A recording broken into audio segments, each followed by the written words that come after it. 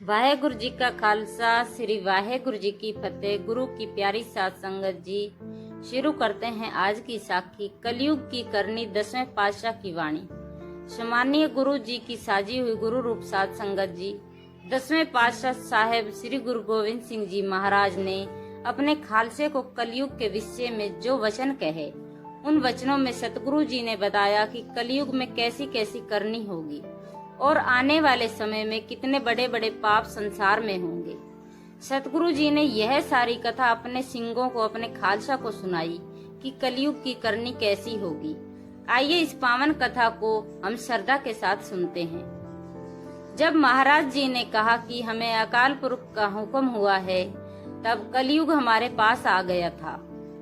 उसने हाथ जोड़कर निवेदन किया और कहने लगा, महाराज जी, आपका राज्य बड़ा महान है और यह आपके खालसे का राज्य मेरे ही समय में, मेरे ही युग में होगा।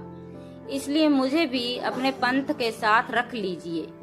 जैसे कोई अत्यंत विनम्र होकर प्रार्थना करता है, उसी प्रकार कलयुग ने भी विनती की। महाराज जी कहते हैं कि उसने आगे कहा, जैसे जगन्नाथ में भगवान ने, द्वारका में कृष्णा भगवान जी ने, काशी में विश्वामित्र ने और कुरुक्षेत्र में धर्मात्माओं ने मुझे स्थान दिया, वैसे ही है पातशाह जी, आप भी मुझे स्थान दे दीजिए। मैं आपके सारे कार्य कर दिया करूंगा और संसार में यह जाना जाएगा कि आपका और मेरा राज्य एक साथ चल रहा है। गुरु साहिब जी महाराज ने कहा, कलयुग पहले यह बता दो कि तेरी करनी कैसी होगी। पातशाह जी के वचन सुनकर कलयुग बोला, महाराज जी, कोई विशेष करनी नहीं होगी, बस नाम का धर्म ही चलाऊंगा। का बीज बोया जाएगा, वही बढ़ेगा और मैं उसी में वृद्धि करूंगा, परंतु इसके साथ साथ और भी बहुत कुछ होगा। यह भी सुन लीजिए। कलयुग कहने लगा, मैं पिता और पुत्र के बीच झगड़ा करवा दूंगा, स्त्रियों के बीच युद्ध करवा दूंगा। कलयुग में लोग माँ और बहन को छोड़कर केवल अपनी पत्नी का पालन करेंगे। जिस माँ ने जन्म दिया और पिता ने पालन पोषण किया, उन्हीं को लोग भूल जाएंगे। साध संगत जी, सबसे पहले हम उस अकाल पुरख वाहेगुरु का धन्यवाद करते हैं, जिसने हमें मानव जन्म दिया, गुरु जी की शरण दी और हमें सत्संग में बैठकर नाम सुनने का अवसर दिया। संसार में मनुष्य बहुत प्रकार के कर्म करता है। कोई धन कमाता है, कोई राज्य चलाता है, कोई विद्या प्राप्त करता है, परंतु इतिहास गवाह है कि संसार में सबसे महान वही हुए हैं जिन्होंने परमात्मा की भक्ति की है। राजे महाराजे आए और चले गए, परंतु संतों और भक्तों का नाम आज भी संसार में लिया जाता है। एक बार जब 10वें पातशाह गुरु गोविंद सिंह जी महाराज ने दीवान सजाया, उस समय बहुत बड़ी संगत बैठी हुई थी। दूर दूर से सिख संगतें महाराज जी के दर्शन करने के लिए आई थी। दीवान में कीर्तन हो रहा था, संगत प्रेम से बैठी हुई थी। उसी समय गुरु साहेब जी ने अचानक संगत से प्रश्न किया। महाराज जी बोले, भाई बताओ, जिस समय महान भक्त कबीर दास जी इस संसार में थे, उस समय इस देश का राजा कौन था? संगत चुप हो गई। सभी एक दूसरे को देखने लगे, कोई भी उत्तर नहीं दे सका। सिखों को बड़ा दुख हुआ कि महाराज ने प्रश्न किया और हम उत्तर न दे सके, परंतु उस समय एक अद्भुत घटना हुई। महाराज जी उदास नहीं हुए बल्कि मुस्कुराने लगे। सिखों ने पूछा, महाराज जी, आप प्रसन्न क्यों हो रहे हैं? महाराज जी ने उत्तर दिया, भाई यही तो समझना और समझाना है। जिस समय कबीर साहिब जी ने संसार में जन्म लिया था, वो इस संसार में थे। उस समय एक बहुत बड़ा बादशाह भी था। उसके पास सेना थी, धन थे, घोड़े थे, शक्ति थी, लेकिन आज तक उस बादशाह का नाम कोई नहीं जानता, परंतु कबीर साहिब का नाम पूरी दुनिया जानती है। साध संगत जी, यही भक्ति की महिमा है। धन की महिमा मनुष्य के साथ समाप्त हो जाती है, ताकत की महिमा भी मनुष्य के साथ समाप्त हो जाती है, लेकिन परमात्मा की भक्ति अमर हो जाती है। इसलिए गुरु साहिब ने कहा, पंडित, वीर, योद्धा, छत्रपति, राजा, इसमें कोई भी भक्त के समान नहीं हो सकता। दुनिया में विद्वान होंगे, वीर होंगे, राजा होंगे, परंतु परमात्मा की दृष्टि में सबसे महान वही है जो भक्ति करता है। संत रविदास जी भी कहते हैं कि जब संसार में भक्त जन्म लेते हैं तो उनका आना संसार के लिए मंगलमय होता है। भक्तों का जन्म संसार के लिए वरदान होता है। साध संगत जी, ऐसे ही एक महान भक्त हुए पीपा जी। पहले वह एक राजा थे। उनका राज्य गगराओं क्षेत्र में था। जब वह युवा ही थे तभी उनके पिता का देहांत हो गया। युवावस्था में ही उन्हें राजपाट मिल गया। उन्होंने कई रानियों से विवाह किया था, परंतु उनमें से एक रानी थी सीता, जिससे उन्हें विशेष प्रेम था।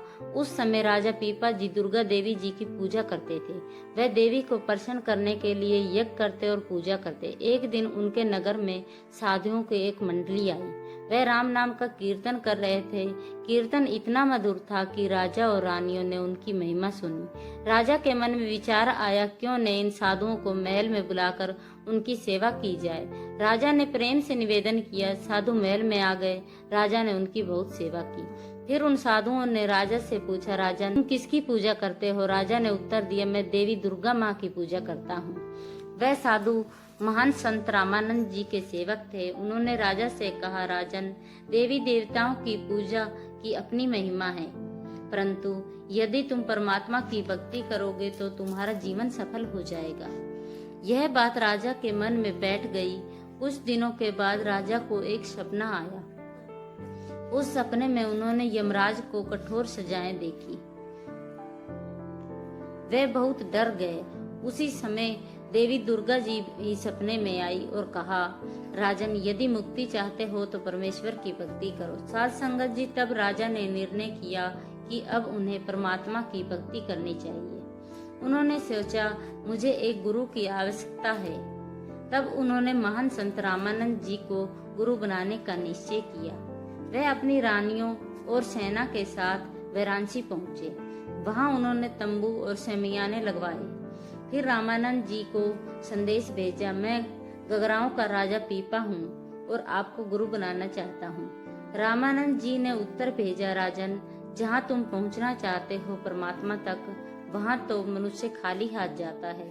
तुम किसी ऐसे व्यक्ति को गुरु बना लो जो तुम्हारी तरह घोड़ों और सेना का मालिक हो। साध संगत जी, यह सुनते ही राजा ने अपनी रानियों और सेना को वापस भेज दिया। वह अकेले ही गुरुजी के दर्शन के लिए गए। उन्हें कहा गया, अभी यज्ञ चल रहा है, बैठकर प्रतीक्षा करो। राजा बैठ गए। संगत लंगर खाकर जूठी पतलें उसी दिशा में फेंक रही थी। राजा वहीं बैठे रहे। उन्हें पता ही नहीं चला कि उसके ऊपर जूठी पतलें गिर रही हैं। जब यज्ञ समाप्त हुआ तो रामानंद जी ने पूछा, वह राजा कहाँ है? सेवकों ने खोजा। वह वहीं मिला जहाँ पतलें पड़ी थी। फिर भी प्रतीक्षा समाप्त नहीं हुई। रामानंद जी ने कहा, यदि राजा को इतनी जल्दी है तो वह कुएं में कूद जाए। राजा ने बिना सोचे कुएं में छलांग लगा दी। यह देखकर रामानंद जी तुरंत उठ खड़े हुए। उन्होंने राजा को बाहर निकलवाया और उन्हें अपना शिष्य बना लिया। उस दिन से राजा का जीवन बदल गया। वह महान भक्त बन गए।